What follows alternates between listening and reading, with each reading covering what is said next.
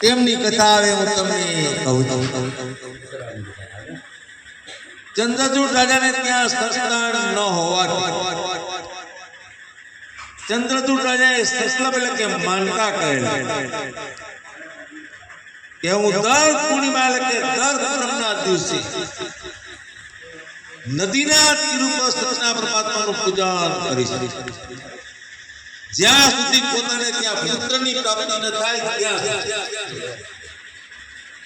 અને ચંદ્રચૂડ રાજાએ એવો સંકલ્પ કરેલો કે કોઈ સાધારણ પુત્ર મારે નથી જોઈતો, ખુદ નારાયણ એટલે ખુદ ભગવાન પોતાને ત્યાં જન્મ લીધો। આવો સંકલ્પ એક આવી માનતા કરી અને દર પૂર્ણિમા એટલે કે દર પૂનમના દિવસે નદીના તીર ઉપર સચના પરમાત્માનું પૂજન કરતા।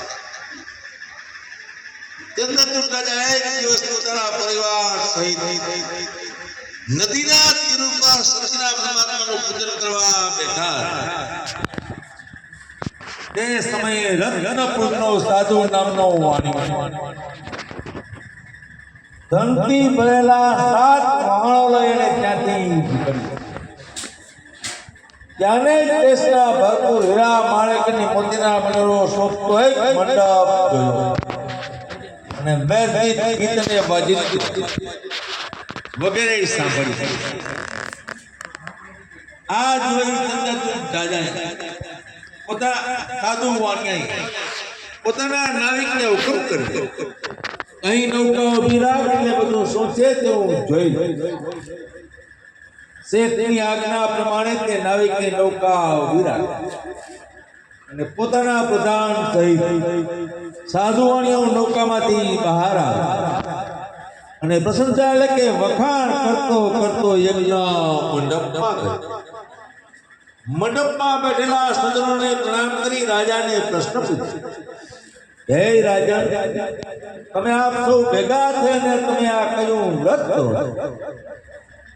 ત્યારે સર્વ લોકો બોલ્યા, તમે સહકુટુંબ શ્રી સત્યનારાયણ પરમાત્માનું પૂજન કરીએ છીએ। તમે પણ એ બેસી કથા સાંભળી સદાથી પ્રસાદ ભક્ષણ કરો।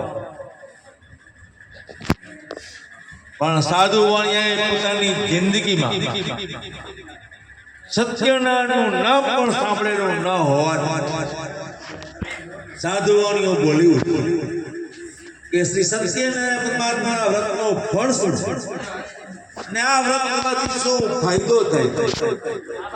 કારણ કે પોતે વાણિક જાતિનો જન્મેલો એટલે ફાયદાની વાત પેલા કર્યા। ત્યારે સર્વ લોકો બોલ્યા કે શ્રી સત્યનારાયણ પરમાત્માનું ફળ કહેવા માટે તો આ સૃષ્ટિના સર્જનહાર બ્રહ્મા પણ કંઈ જાણતા નથી, તેમ છતાં અમે જે કંઈ ટૂંકમાં જાણીએ છીએ તે તમે સાંભળો। આ કથા કરાવનાર માણસ જો નિધન હોય તો ધનવાન, પુત્રહીન હોય તો પુત્રવાળો, રાજ્યથી ભ્રષ્ટ થયેલો હોય તો રાજ્યવાળો, અંધ હોય તો નેત્રવાળો, બંધી હોય તો બંધન મુક્ત અને ભયભીત હોય તો નિર્ભય થાય। તમે જે કાંઈ કામમાં ધારો તે તમામ પરિપૂર્ણ થાય। પૂજાનો વિધિ જાણી સાધુ વાણિયાએ સસલબ એટલે કે માનતા કરી, હે ભગવાન, હું સંતાનની હોવાથી પણ અસવય જન નકામું છું। જો તમારી કૃપાથી પુત્ર યા પુત્રીની પ્રાપ્તિ થશે તો સોના એટલે કે સોનાની ધજા બનાવી હું આપની પૂજા કરીશ। આપ સગડાઓ મને અનુમોદન આપો કે મારી મનોકામના પરિપૂર્ણ થાય।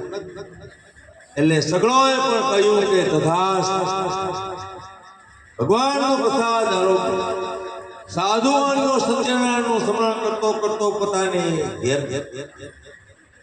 અને પોતાની પત્ની સગડી વાતો વખત જતા એની લીલાવતી નામની પત્ની સગર્ભા થઈ અને સમય જતા તેમને એક પુત્રીનો જન્મ આવ્યો। સુંદર નેત્રવાળી આ પુત્રીને જોઈ સાધુ વાણિયો હરખ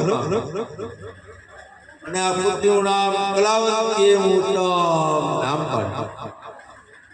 ત્યારે સાધુ વાણિયાની પત્ની લીલાવતી બોલી, હે નાથ, આપ જે સંકલ્પ કરેલો છે એટલે કે માનતા કરેલી છે તે સત્યના પરમાત્માનું પૂજન હવે આપ કરી. ત્યારે એ સાધુવાણીઓ બોલ્યો કે હે પ્રિય, હું સત્યનારાયણ પરમાત્માનું પૂજન ભૂલી નથી, પણ કલાવંતીના લગ્ન વખતે ધામધૂમથી પૂજન કરીશ. અને કલાવંતી ચંદ્રમાને કલા પ્રત્યે પ્રતિદિન મોટી થવા લાગી. એટલે કે જેમ દિવસે દિવસે અંજવાળિયામાં ચંદ્ર લાંબો થતો જાય એમ ચંદ્રમાની કલા પ્રત્યે પ્રતિદિન મોટી થવા લાગી. અને વિવાહ યોગ્ય થતા વિવાહ માટે પણ વિચાર થવા લાગ્યો.